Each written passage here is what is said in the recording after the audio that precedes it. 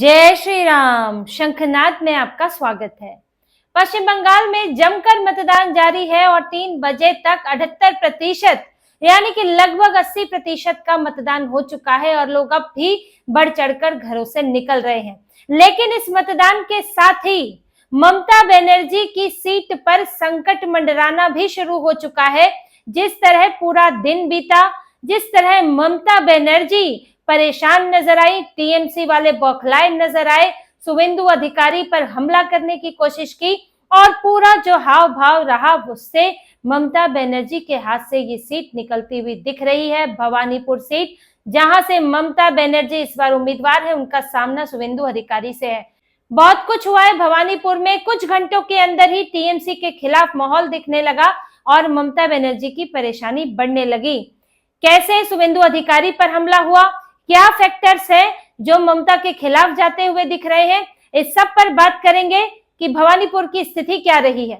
देखिए, पहले ममता बनर्जी सुबह सुबह 7 बजे से निकली हुई है, 6-7 बजे से, जो कि अभी तक नहीं हुआ था।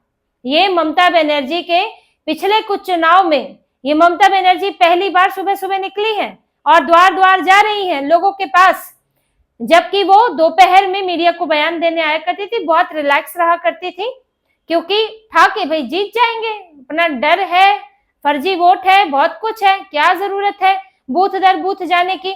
अब तो बूथ ही बूथ घूम रही है वो। ये ममता बनर्जी की पहली जो हार की निशानी थी वो सुबह सुबह दिख गई।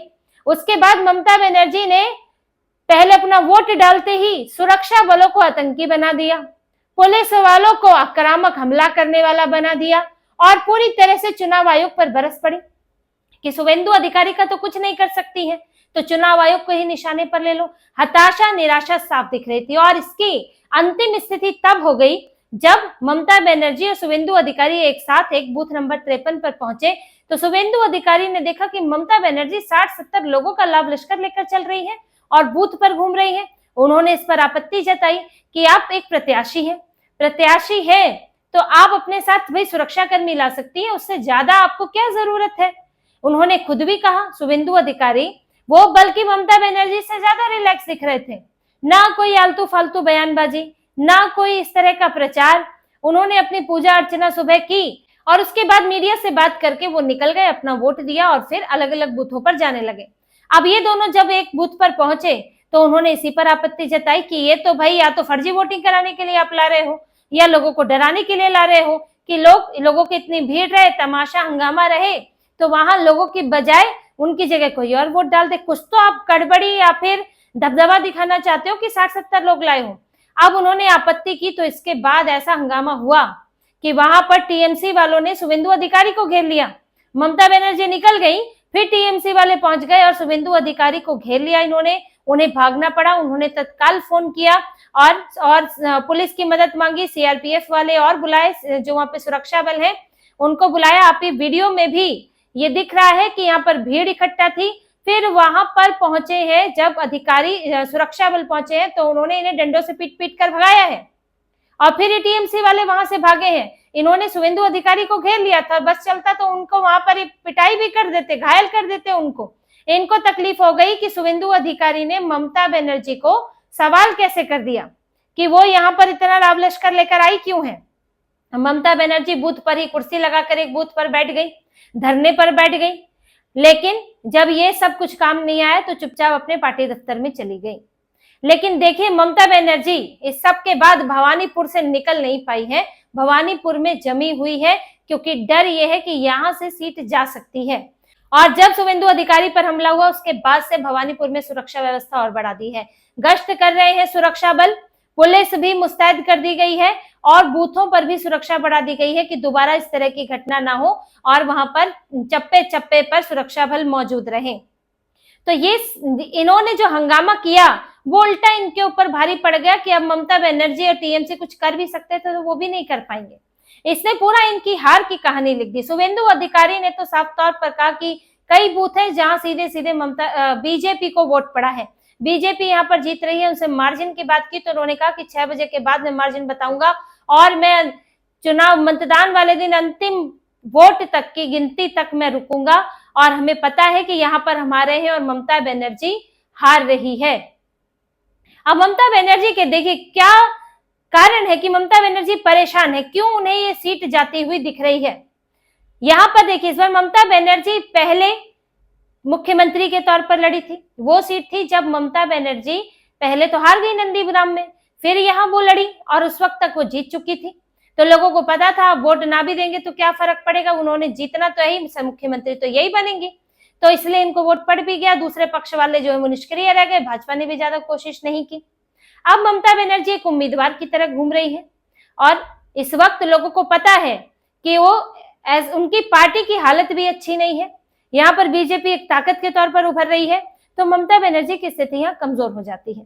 दूसरा, यहाँ पर फर्जी वोट कट गए हैं करीब करीब 50,000 से ऊपर। ये जो जीती थी 48,000 वोटों से जीती थी और 50,000 करीब 58,000 57,000 वोट जो है यहाँ से कट चुके हैं, जिसमें अधिकतर फर्जी वोट बताए जा रहे हैं।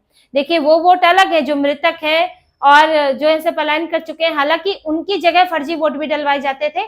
बाकी घुसपैठियों के भी वोट है, क्योंकि यहाँ पर मुस्लिम आबादी जो बंगाल की, हम कह सकते हैं कि एक समय की बंगाल की ही मुस्लिम आबादी होगी, उसके बीच में बस्तियां बनाकर रोहिंग्या बांग्लादेशी भी बसाए गए हैं और ये ममता बनर्जी को पूरा पूरा वोट देते हैं।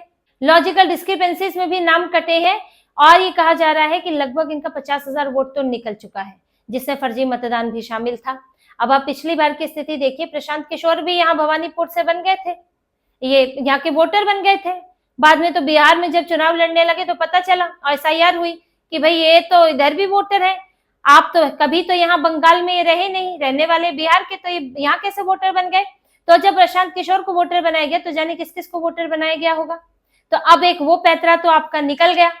फिर ममता बनर्जी बार बार बाहरी बंगाली करने में लगी हुई है और यहाँ पर जबकि बाहर से भी है, बिहार के भी और गुजरात के भी लोग काम करते हैं, जिनको लेकर टीएमसी का रवैया ठीक नहीं रहता है।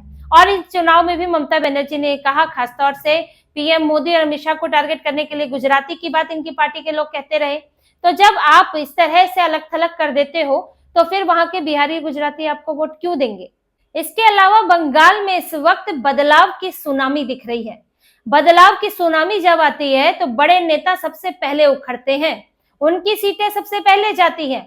यहाँ पर देखिए छोटा मोटा बदलाव नहीं होगा, अगर यहाँ बीजेपी जीतती है जैसे कि आसार लग रहे हैं तो बड़ा बदलाव होगा और उसमें ममता बनर्जी की सीट भी उड़ जाएगी। जैसे कि जब कांग्रेस, दिल्ली में कांग्रेस की सरकार रही लंबे समय से और आए अरविंद केजरीवाल, उन्होंने बताया कि किस तरह से कांग्रेस से क्या क्या परेशानियां हैं और वो क्या नई राजनीति दे सकते हैं। लोगों में उम्मीद जगी और दिल्ली में सुनामी आई, शीला दीक्षित अपनी सीट हार गई। लोगों ने 10 साल अरविंद केजरीवाल को देखा, इंतजार किया कि जो कहा था वो करेंगे, लेकिन किया उन्होंने शराब घोटाला, लोगों की उम्मीदें टूटी। फिर एक सुनामी आई और वो बीजेपी की सुनामी थी और अरविंद केजरीवाल वहां से हार गए। यहां तक कि उनके बड़े बड़े नेता मनीष सिसोदिया, सौरभ भारद्वाज भी हार गए।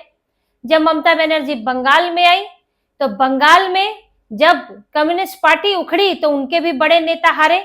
आज ममता बनर्जी की बारी है। पिछली बार भी ममता बनर्जी हारी थी और बीजेपी 3 से 77 पर पहुंच गई थी। आज इस वक्त बीजेपी और भी ताकतवर दिख रही है और इस ताकत में, इस जो भीड़ में जब ये बदलाव होगा तो ममता बनर्जी की सीट जाने के आसार पूरी तरह लग रहे हैं। यही दिखाता है कि जब किसी की लहर चलती है तो उसमें बड़े नेता बह जाते हैं। यहाँ ममता बनर्जी का व्यवहार भी दिखा रहा है कि उनमें निराशा छाई हुई है। जैसा कि आपको बताया कि सुबह से निकली हुई है और उन्होंने हर बूथ पर जा रही है, कभी इतनी मेहनत करने की जरूरत नहीं पड़ी। उनके नेता यहाँ पर भवानीपुर में या ममता बनर्जी के विधानसभा क्षेत्र में कोई हंगामा हो जाए, किसी की हिम्मत हो जाए तो, लेकिन इस बार उन्हें मुंह तोड़ जवाब मिला। जय बांग्ला चिल्ला रहे थे।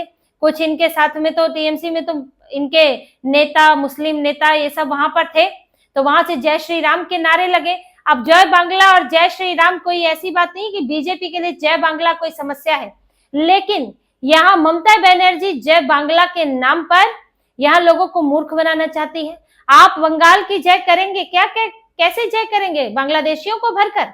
वो बांग्लादेशी, वो मुसलमान बांग्लादेशी जिन्होंने बंगाल के टुकड़े कराए, आज आप उनकी भरमार कर रही है, उनसे वोट लेना चाहती है। तो ये तो एक भ्रम है जय बांग्ला, सिर्फ इसका छुपाने के लिए कि ये किस तरह का तुष्टीकरण करती है। तो इनके नेताओं ने भिड़ने की कोशिश की तो उनको मुंहतोड़ जवाब मिला। ये नहीं देखा था टीएमसी ने कभी। ममता बनर्जी ने भी ऐसे ही लड़ाई लड़ी थी कम्युनिस्टों के खिलाफ। जब वो आई थी, कम्युनिस्टों का यही सिंडिकेट था, इसी तरह का डर होता था। तो ममता बनर्जी सड़क पर उतरी, उन्होंने कहा कि हम लोगों के साथ खड़े हैं। उन्होंने दिखाया कि वो चुनाव जीती चाहे ना जीते, वो लोगों के साथ खड़ी होंगी, उनके नेता, उनके लोग लड़ेंगे। लोगों ने कम्युनिस्ट पार्टी के इस सिंडिकेट से, डर से छुटकारा पाने के लिए ममता बनर्जी को चुना। लेकिन हुआ क्या, ममता बनर्जी ने फिर उसी सिंडिकेट, उसी पूरे नेक्सस का फायदा उठाया और खुद उसी तरह से चुनाव जीतने लगी। अब लोग इससे थक चुके हैं, वह परेशान हो चुके हैं। विकल्प तो चाहते ही है, लेकिन डर इतना होता था कि विकल्प का बटन दबाने में डर लगता था। लेकिन इस बार हालात बदले, इसीलिए अब बीजेपी ने दिखाया है उसी तरह से कि हम सड़कों पर लड़ सकते हैं। ममता बनर्जी के 4 गुंडे आएंगे तो हम उनका जवाब देने के लिए 8 लोग लेकर आएंगे। हम वहां पर मौजूद लोगों के लिए लड़ सकते हैं। तो जब अपने पीछे ताकत लोगों को महसूस होती है तो सामने वाला भी कमजोर होता है और लोग मजबूत होते हैं। तो यही कमजोरी टीएमसी में दिख रही है, वरना कोई और सुरक्षा बलों की बुराई नहीं कर रहा है, पुलिस की बुराई नहीं कर रहा है, चुनाव आयोग की बुराई नहीं कर रहा है, सिर्फ ममता बनर्जी और टीएमसी लगे हुए हैं। तो हताशा, निराशा छाई हुई है, हालत खराब है। अभिषेक बनर्जी अपने डायमंड हार्बर में फंसे हैं। ममता बनर्जी भवानीपुर से नहीं निकल पाई, वो कहीं और नहीं गई, ना वो गई नादिया गई, ना 24 परगना गई, ना हावड़ा हुगली गई, जबकि कुछ इलाके तो बहुत पास है। वो भवानीपुर में टिकी रही क्योंकि उन्हें लग रहा है कि यहाँ से हिली तो जो मिल सकता है वो भी नहीं मिलेगा।